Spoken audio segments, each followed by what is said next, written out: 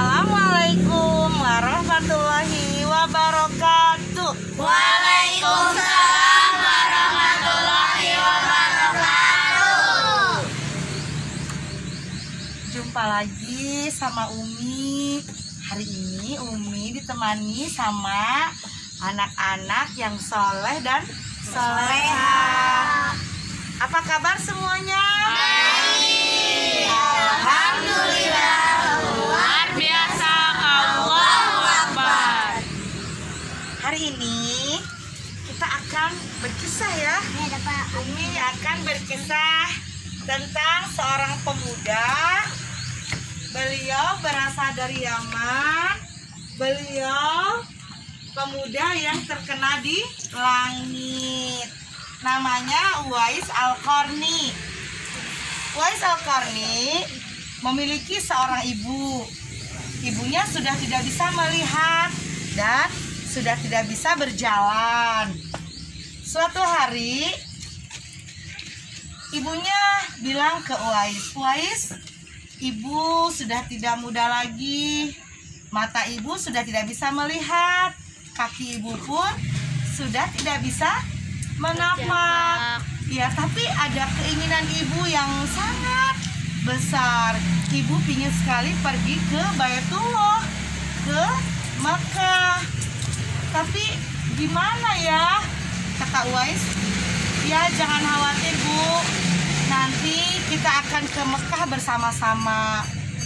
Nah, semenjak itu Uwais berpikir gimana caranya bisa membawa ibunda tercintanya ke Mekah, ke Masjidil Haram. Nah, pada waktu itu Uwais punya sedikit rezeki. Beliau membeli lembu yang masih kecil. Karena pekerjaan Uwais yaitu menggembala, akhirnya Uwais membuat kandang di pegunungan biar bisa digendong lembunya turun naik bukit ya. Setelah lembunya itu dibeli, tiap hari Uwais itu menggendong lembunya. Nah, pada suatu hari Uwais ingin sekali bertemu dengan baginda Nabi Muhammad Sallallahu Alaihi Wasallam. Lalu beliau minta izin kepada ibunya, "Ibu, saya ingin pergi ke Mekah menemui Nabi Muhammad Sallallahu Alaihi Wasallam." Pada waktu itu Nabi Rasulullah ini sudah ada di Madinah. Pergilah ke Madinah menemui Rasulullah.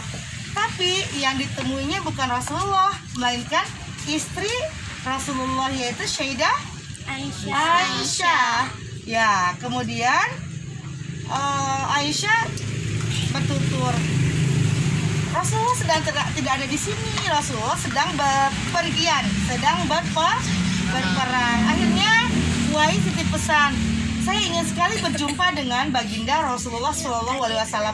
Tapi karena tidak mungkin bisa menunggu, karena di rumah sedang ada ibu yang sedang sakit dan memang harus diurus." Akhirnya Uwais pulanglah ke rumah menemui ibunya dan rutinitas seperti biasa. Nah, kemudian Rasulullah pulang dari peperangan, dari medan perang.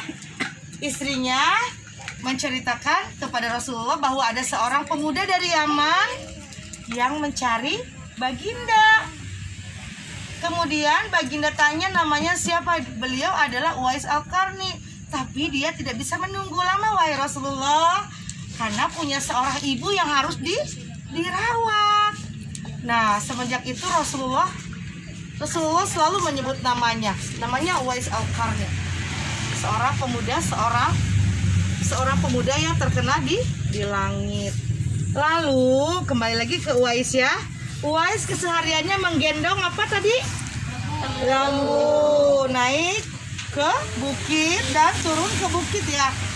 Sampai berapa bulan ya? 8 bulan.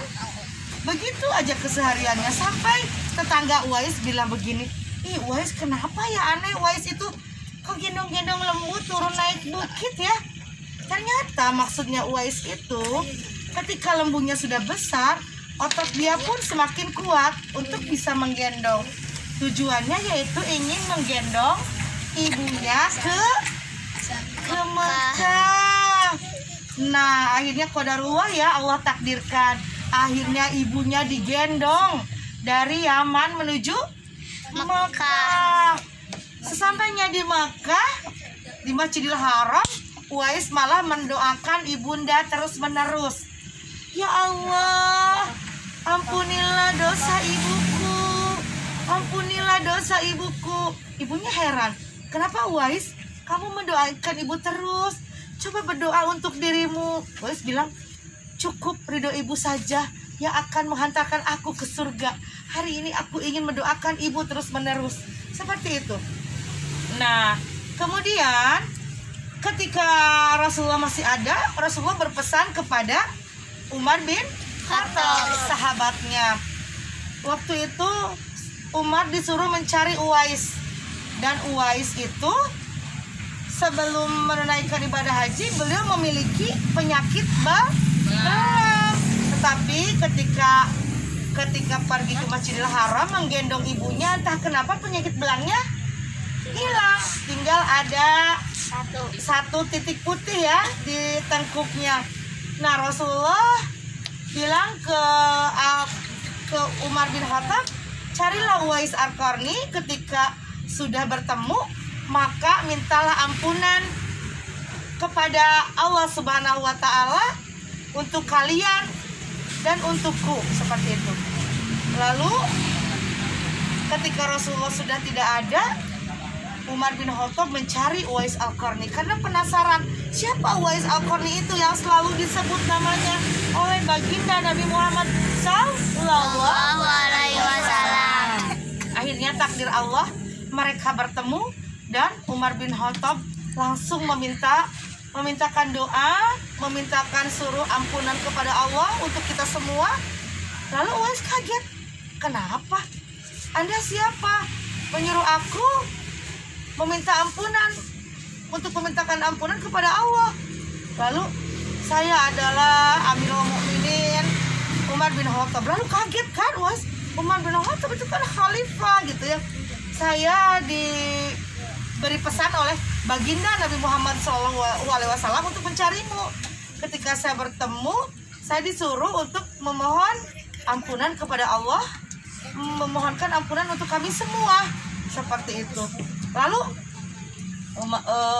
Uwais Al-Qarni langsung memohon ampunan kepada Allah karena itu perintah baginda Rasulullah SAW. Nah, setelah Umar bin Khattab dan Ali bin Abi Thalib, akhirnya Uwais itu meninggal pada waktu itu. Kemudian ada keanehan ketika meninggal Uwais. Mau tahu nggak keanehannya apa? Ada malaikat turun. Iya. Ketika Uwais meninggal, jenazah Uwais itu direbuti oleh banyak orang-orang yang tidak dikenal.